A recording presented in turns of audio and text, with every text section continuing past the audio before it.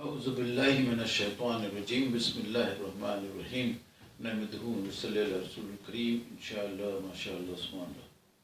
میں نے ایک مضمون لکھا کہ قرآن میں انا اور ننو کا مطلب، اور انگلش میں لکھا کہ meaning of we and us in Quran and Bible, کیونکہ بائبل یعنی تورات میں دو تخلیق کا ذکر ہے۔ پہلے اللہ کے کارندوں نے جو بولتے ہیں ہم نے تخلیق کیا انسان کا، اور دوسرے باب میں ہے کہ اللہ نے تخلیق کیا آدم علیہ السلام کا۔ کرسچن یہودی سب سمجھتے تھے کہ دوسرا باب پہلے باب کا تفسیر ہے، لیکن میں نے ثابت کیا یہ تفسیر نہیں ہو سکتا، کیونکہ پہلے باب میں ہم نے تخلیق کیا جانوروں کا پہلے، بعد میں انسان کا، اور دوسرے باب میں اللہ نے تخلیق کیا پہلے آدم علیہ السلام کا بعد میں جانوروں کا۔ تو پہلے باب والا انسان آخری میں پیدا ہوا جانوروں کے بعد، اور دوسرے باب والا آدم علیہ السلام جانوروں کے پہلا پیدا ہوا، تو یہ تفسیر نہیں ہوتا ہے۔ اور جب وہ مزید تحقیق کیا تو تیسرے باب میں لاجواب پوائنٹ مل گیا، جس سے کرسچن لوگ بھی خوش ہوئے، اور کرسچن نے بھی اس مضمون کا بہت تعریف کیا۔ تیسرے باب میں لکھا ہے جب آدم علیہ السلام پھل کھا لیتے تو وہ ہم جو پہلے باب میں انسانوں کا تخلیق کیے، جو میرے پاس ثابت کیا ہے کہ یہ آدم علیہ السلام کے پہلے کے لوگوں کا تخلیق ہے، تو وہ تیسرے باب میں وہ لوگ فرما رہے ہیں جب آدم علیہ السلام پھل کھا لیتے ہیں تو بولتے ہیں اب یہ ہم میں سے ایک کے مانند ہو گیا۔ اب ہم میں سے ایک کے مانند ہو گیا تو کون بولے گا کہ یہ ایک تھا؟ ایک سے زیادہ تھا تبھی تو ایک کے مانند ہو گیا۔ ہم میں سے ایک کے مانند ہو گیا۔ ہوش میں آ جاؤ میرے دوستوں، بزرگوں، سب لوگ ہوش میں آ جاؤ، صحیح بات کو سمجھنے کی کوشش کرو۔ اب آیات قرآن مجید میں جب یہ مضمون میں نے لکھا تو لازمی بات ہے کہ ایک نیا پوائنٹ تھا اور اتنے سالوں سے چلتے ہوئے آ رہا تھا، تو وہ بے شمار لوگ کھٹ پٹ کیے۔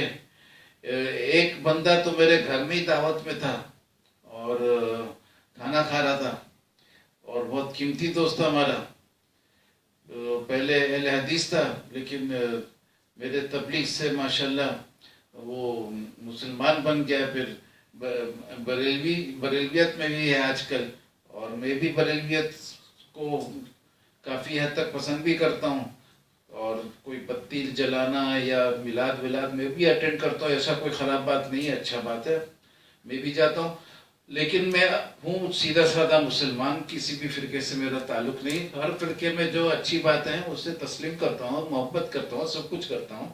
شیعہ کے امام بارگاہ میں بھی میرے کو بلا کے بیان کرایا، وہ لوگ اچھے مضمون پر بیان کرایا، تو یہ اللہ کا فضل ہے، اور وہاں بہت تعریف کیے وہ لوگ۔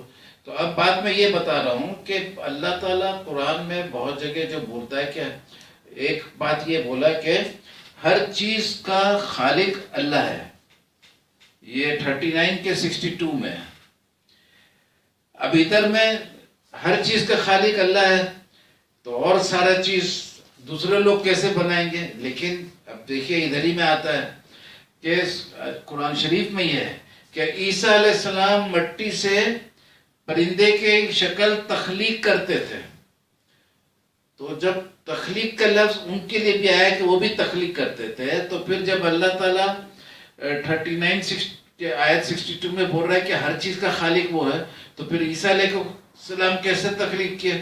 تو وہاں پر ہی بِإِذْنِ اللہ ہے۔ تو میرا بولنا یہی ہے کہ، اور یہ ہے سورہ آل عمران کا 49 نمبر آیا تھا، میرا بولنا صرف یہ ہے کہ اللہ تعالیٰ سب کام اللہ ہی کے طرف سے ہے، اللہ ہی کے طرف سے ہوتا ہے، ہر چیز کا تخلیق اللہ ہی کیا ہے، لیکن کچھ چیزوں کو ڈائریکٹ اپنے ہاتھوں سے کیا، اور کچھ چیزوں کا اپنے کارندوں، فرشتوں یعنی اس کے جو لشکر میں بڑے بڑے ہیں لوگ جو قریبی آسمان کو تاروں سے سجائیں، ان کے ذریعے بھی بہت سارا چیز تخلیق کیا ہے. اور یہ میرا ایک مضمون ہے کہ آدم علیہ السلام کے پہلے جو انسان کے، ان کو بھی اللہ تعالیٰ نے ان کارندوں کے ذریعے تخلیق کیا، کیونکہ وہاں ہے کہ ہم نے تخلیق کیا انسان کا، اور تیسرے باب میں ہے کہ آدم علیہ السلام ہم میں سے ایک کے مانند ہو گیا. بڑا کلیئر ہو گیا، اللہ ایک ہے تو ایک سے مانند، ہم میں سے ایک سے مانند میں اللہ کا مراد ہی نہیں کر سکتے، وہ تو شرک ہو جائے گا، جہنمی ہو جائے گا آدمی. تو عیسائی اور یہودی کا جو تورات ہے پہلا کتاب، اور اس کا دوسرا کتاب، دونوں کا اور تیسرا کتاب کا، یہ بہت خوبصورت پوائنٹ ہے. کرسچن لوگ بھی اس کا تعریف کیے اور یہودی لوگ کو بھی پسند آیا ہوگا. اب بات یہ آتا ہے، تیسرا پوائنٹ یہ ہے کہ اللہ تعالیٰ خود فرما رہے ہیں کہ سب سے بہترین خالق ہے، بہترین تخلیق کرنے والا ہے. تو یہ 23 کا 14 نمبر آیت ہے. اب ادھر میں اگر آپ غور کریں، سب سے بہترین تخلیق کرنے والے، اس کے معنی خود اللہ بول رہا ہے کہ اور بھی لوگ تخلیق کر رہے ہیں ہمارے حکم سے، ہمارے مرضی سے، ہمارے توفیق سے. میں ان کو یہ قوت دے رہا ہوں تخلیق کرنے کا، وہ تخلیق کر رہے ہیں. لیکن حقیقی تخلیق کرنے والا، حقیقی خالق صرف اور صرف اللہ کی ذات ہے. اب آئیے کوئی اور پوائنٹ پہ چلتے ہیں کہ تمام عزت اللہ کے لیے ہے. یہ 10 کا 65 بھی ہے اور 4 یعنی سورہ نساء کا 139 آیت ہے. تمام عزت اللہ کے لیے ہے.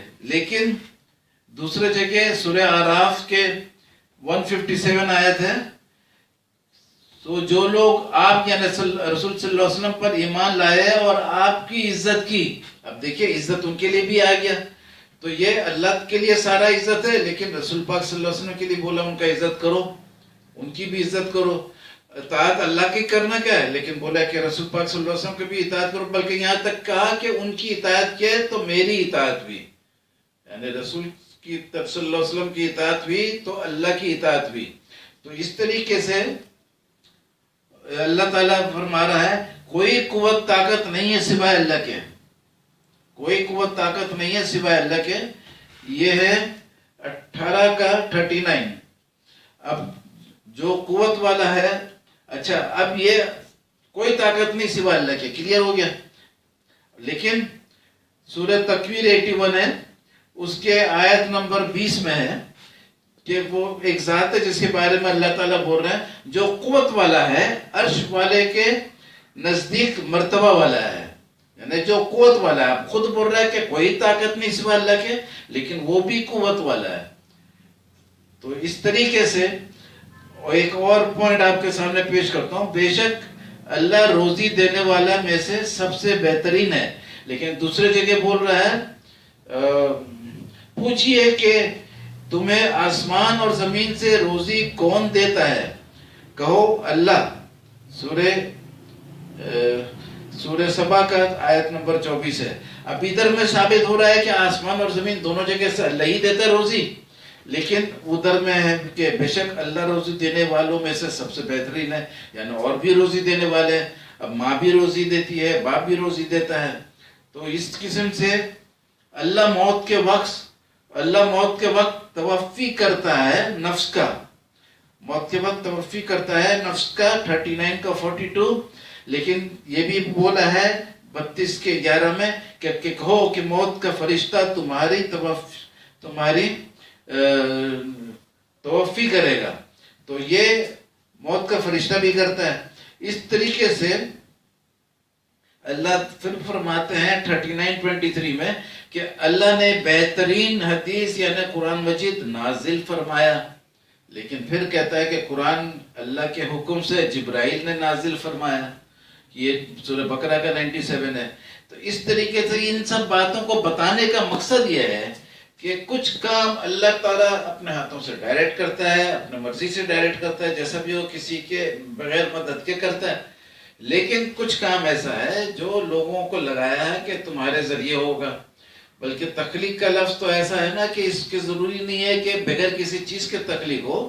تخلیق کے معنی جیسا مٹی سے پرندے کا تخلیق ہوا، مٹی سے آدم علیہ السلام کا تخلیق ہوا، تو تخلیق تو بہت دفعہ استعمال کرتے ہیں، میرے خیال سے انسانوں کے لیے بھی آتا ہے کہ وہ تخلیق کر سکتا ہے، لیکن ہر چیز کا تخلیق حقیقی خالق ہے وہ اللہ ہے۔ تو اسی طریقے سے بات بتانے کا آپ کو ضرورت میرے کو اس لیے پیش آیا ہے کہ لوگ بولتے ہیں کہ اللہ تعالیٰ سب کچھ کرتا ہے، تو پھر یہ کیسے آ گیا؟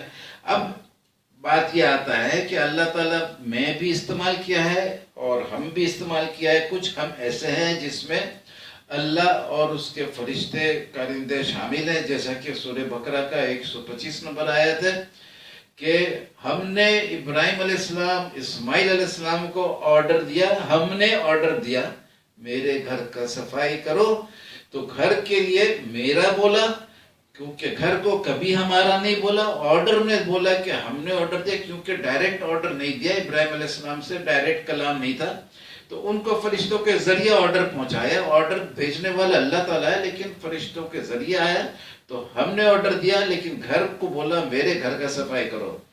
اسی طریقے سے وہ بھی ہے کہ ہم نے، وہ دن آنے والا ہے جب ہم متقی لوگوں کو مہمانوں کی طرح رحمان کے حضور پیش کریں گے۔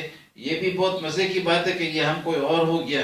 اسی طریقے سے اور بہت قسم کی باتیں ہیں، مثلا یہ ہے کہ ابراہیم علیہ السلام کے پاس 3 فرشتے آتے ہیں، یا رسول بولتے وہ لوگ، جو بھی آپ ان کو بولیے، آسمانی رسول ہوتے ہیں وہ، تو وہ آتے ہیں اور بولتے ہیں کہ ہم لوط علیہ السلام کے قوم کے پر پتھر برسانے جا رہے ہیں، اور ادھر میں فرشتے چونکہ نظر آ رہے تھے اللہ آسمانی رسول، تو وہاں پر ہی ان کو فرشتے رسول سمجھا گیا، لیکن جب صبح لوط علیہ السلام کو بولے آپ گھر سے نکل جائیے اور پیچھے مت دیکھیے گا، اور آپ کی بیوی جو ہے اس کے اوپر سزا ہوگا، اور اس وقت جب بولتے ہم نے پتھر برسایا، شام کو بولے تھے کہ ہم لوگ پتھر برسانے جا رہے ہیں، اور صبح بولے ہم نے برسا دیا، تو یہ وہی لوگ ہیں نا میرے بھائی، مہربانی کر کے سوچو سوچو سوچو۔